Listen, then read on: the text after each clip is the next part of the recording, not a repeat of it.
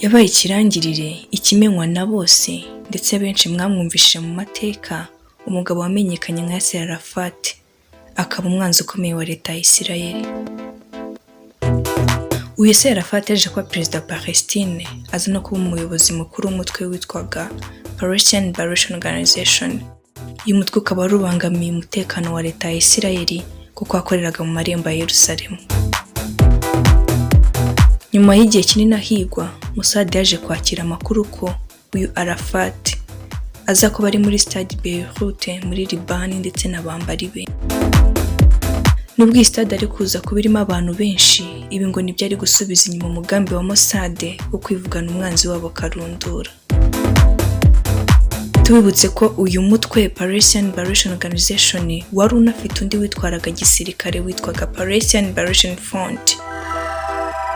Aba bamaze igihe kinini mu ntambara bashakisha ubwigenge bwuzuye bwa leta ya Palestine. Nubwo umuryango w'abibumbye wari warasabye kumvikana hagati yabo, ibi ngo byasaga nk'inzozi zitazigera zigerwaho.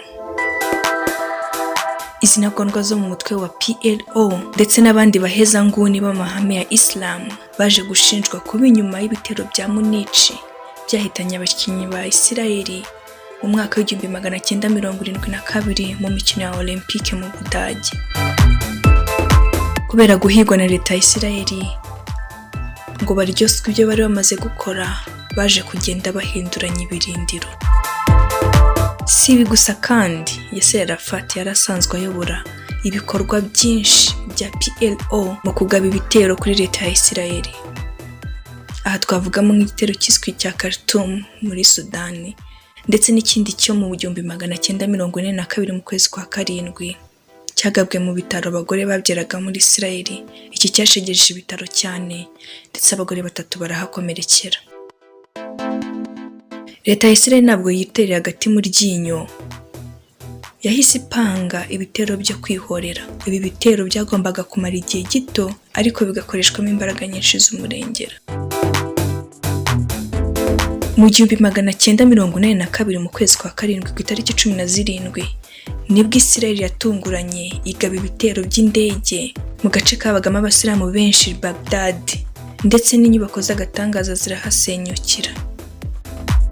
Icyateye Isirayeli kugaba ibi bitero ngo nuko yari ifite amakuru y'uko ariho hakambitse abarwanyi b'umutwe wa Fatah bahoze ari Palestine Nation Liberation Movement, bakaba barateraga udutero shuma kuri Isirayeli. Isirayeli ntabwo yari ifite amakuru afatika y'aho ibirindiro bikuru bya Yasser Arafat biri, niyo mpamvu yarasaga ku nyubako za leta bakeka ko Arafat yaba arimo agapfiramo.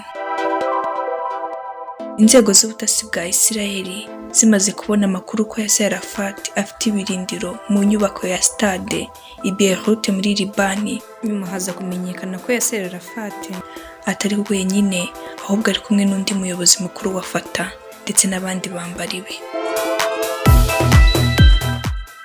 Ahangaha sasa nibwo operasiyo nyirizina yari yongeye gutangira bundi bushya. Operation yiswe Olympia. Gahunda yari ukwicira hamwe abayobozi bose ba PLO. Ubuyobozi bwa Mossad bwatanze amabwiriza ko stade igomba guturitswa nta kabuza, ariko umuntu wa nyuma agomba guteraho kashe yari minisitiri w'intebe wariho icyo gihe, Bwana Begin. Ariko Bwana Begin yari arwaye arembye ari kwa muganga. Inzego z'ubutasi zafashe inzira ziragenda zigero zigomba gukorera akazi, barategereza baraheba. Niko gufata umwanzuro wo guhagarika iki gikorwa burundu. Gusa ariko nubwo iki gitero cyahagaze, hari ibindi bitero Isirayeli yagiye ikora bitanga umusaruro, kuko abarenga 300 mu mutwe wa PLO bishwe ndetse abandi bagakomereka. Nyuma umutwe wafata ndetse n'abandi barwanyi ba Yasser Arafat bimuriye ibirindiro byabo muri Tunisia muri Afurika. Ntibyarangiye aho kandi. Minisitiri w'intebe wakurikiyeho, Bwana Ariel Sharon, yigeze gusaba inzego zibanga ko indege ya gisivili Yasser yari arimo yaraswa nawe agapfiramo. Ubusanzwe Yasser Arafat yakundaga kwigendera mu ndege z'ubucuruzi, byasabye Mossad kugenzura neza indege Yasser yakundaga kugendamo mu gihe kingana n'ibyumweru 3 kuko agombaga kuraswa n'abasivile bagapfiramo. Byabasabaga rero ubushishozi. Bamaze gukusanya amakuru neza, baza gusanga iki gikorwa cyashyira leta ya Israel mu kaga kuko yari kubirasha abaturage b'inzirakarengane, nuko barayireka Yasser nabwo bararusimbutse. Ni kenshi Yasser yagiye arusimbuka, gusa byaje kurangira yishwe n'uburozi bwa polonium bwashyizwe mu myenda ye. Ngo urushyize kera ruhinyuza intwari, kuko byaje kugendekera ikirangirire Yasser Arafat. Iyi ni Connect with us, mwari kumwe na Jojo, naho ubutaha.